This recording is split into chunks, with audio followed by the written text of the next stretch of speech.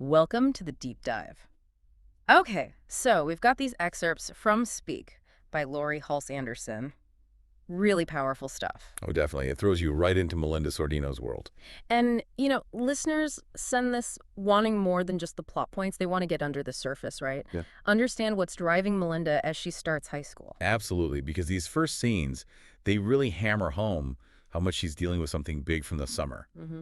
And it's all about, well, what's not being said, initially at least. Mm-hmm.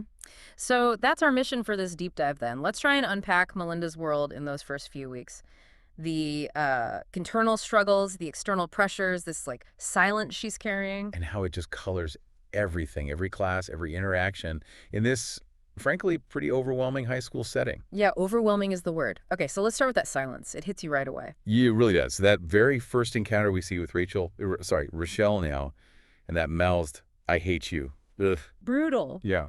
And Melinda's reaction, that internal, I am not going to think about it, it feels so deliberate. Yeah, like a conscious choice, almost defiant. You immediately get the sense she's putting a lot of energy into just suppressing whatever it is, keeping that door locked tight. And it's not just Rachel, is it? This difficulty speaking or choosing not to speak, it seems to affect everything, like with Mr. Neck in the auditorium. Oh, totally.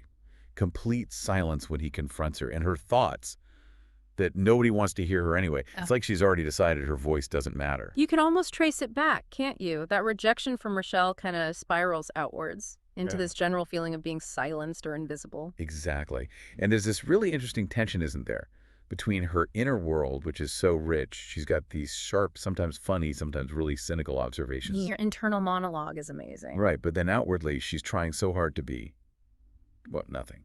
Muted, inconspicuous. It's like she's trying to disappear, which, makes sense if you're carrying something painful. You just want to shrink. Classic sign of distress, yeah. And it makes navigating high school, which is already a minefield. Even harder. That first day sounds like a nightmare. Getting lost, getting a demerit straight off the bat. Yeah, it's almost darkly funny. Yeah. But you just feel the anxiety pouring off her. It perfectly sums up her whole situation, doesn't it? Already starting behind. And that countdown she does to Wow. graduation. Oh, yeah. 699 days, whatever it was. Mm-hmm. It's more than just like typical teenage, can't wait to get out of here. Yeah. It feels deeper. Like she feels genuinely trapped and is desperate for an escape hatch. It's interesting how she uses humor, though, that kind of dry, detached wit. Maybe it's a coping mechanism. I think so. A way to get some distance, maybe feel a bit of control when everything else feels chaotic and out of her hands. You really see it with the teachers. Oh, definitely. Hair woman. Ha ha ha. Yeah. The English teacher with the untamed hair who stares at the flag. It's such a perfect, almost caricatured image. And the journal entries she writes for that class, even though the teacher says she'll read them, they feel like tiny rebellions, right? Her little space to say what she actually thinks. Exactly. It's like if she can label them, maybe mock them a little. They become less scary. Yeah, less intimidating. Yeah. Especially in a world where she feels so vulnerable.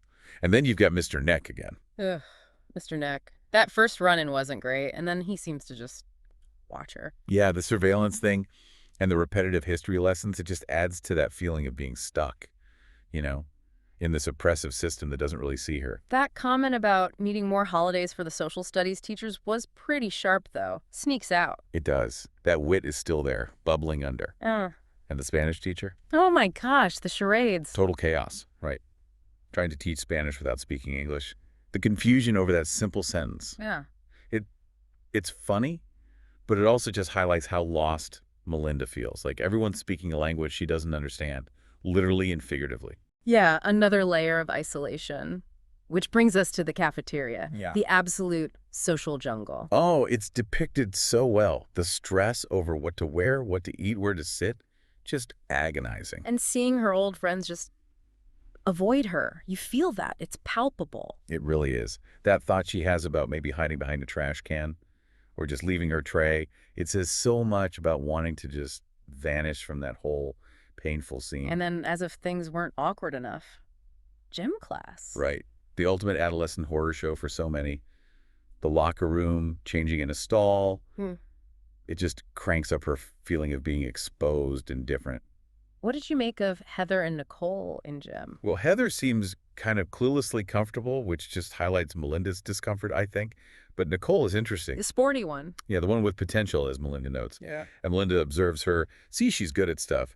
And even though she's miserable, she finds she can't actually dislike Nicole. Yeah, she says it would be so much easier if she could. Right. And that tells you something important about Melinda, I think. Even in her own pain, there's still this core decency, this ability to recognize good things in others. Her own darkness hasn't completely swallowed her empathy. That's a really good point. It's like she wants to connect, maybe, but she's just terrified of drawing any attention. Exactly, which makes her interactions with Heather from Ohio so awkward. Heather's just so eager. Relentlessly eager. Trying to pull Melinda into everything, planning out her high school career with those goals for each marking period. Well, Melinda's just numb, apathetic. It's like they're operating in different universes. Yeah. Heather still believes in the whole high school game, and Melinda feels like she's already lost before she started. And meanwhile, the gap between her and Rochelle just gets wider and wider. Oh yeah, that bathroom scene. Rochelle with her new persona, the foreign exchange students, the fake cigarettes. It just screams, look how much I've changed. Look how far away I am from you now. And Melinda's just standing there. On the outside, another reminder of those broken friendships. It's really painful. But the pep rally, that felt like a turning point. How so? Well, up until then, her silence and isolation were mostly internal or affecting her one-on-one. But at the pep rally, it becomes public. Ah, right. When she gets called out. Exactly. She gets momentarily sucked in by Heather's enthusiasm, that little bit of wanting to belong. And then bam, someone recognizes her. You called the cops at Kyle Rogers' party. And suddenly, she's not just quiet Melinda. She's that girl, the pariah. The hostility is immediate, and she just freezes. Can't explain, can't defend herself. It shows how that silence isn't just hurting her, it's letting other people define her, write her story for her. Precisely. Narratives form so fast in high school, don't they? And if you can't speak your truth, the other narratives just stick. And we see hints that this silence isn't just at school, right? The home life seems pretty disconnected, too. Yeah, definitely. The communication seems to be mostly notes left on the counter. It says a lot, doesn't it? Her mom's stressed from work. Her dad's zoning out with TV and drinks. It feels like a house where everyone's kind of orbiting each other, but not really connecting. So Melinda's struggles might just be invisible at home, or at least not really talked about. Seems likely. Which probably contributes to her retreating, to her bedroom, that halfway place between sleep and waking. Like trying to escape reality and taking the mirror down from her room. Wow. Yeah, that's a powerful image. Can't even look at herself. It speaks volumes about her self-image right now. Even the silly stuff like principal and the late passes just adds to this feeling of absurdity, like the whole world is operating on this surface level that completely ignores her inner chaos. But there are glimmers, right? Yeah. You mentioned seeds of self-expression, art class. Yeah, art class feels potentially significant. Mr. Freeman, he seems different. But that first assignment, drawing a tree, she really struggles with it. She does. It seems so simple, but she just can't connect.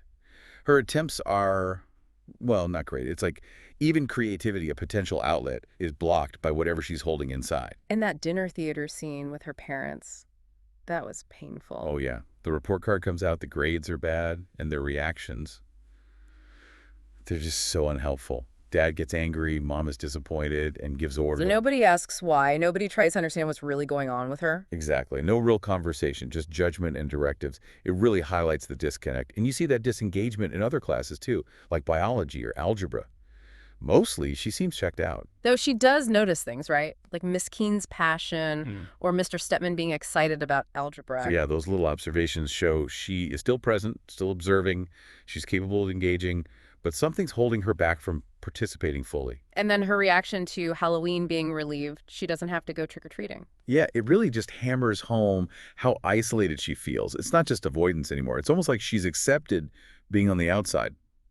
Prefers it, maybe, because it's safer. So, wrapping up these initial impressions, what's the picture we're left with?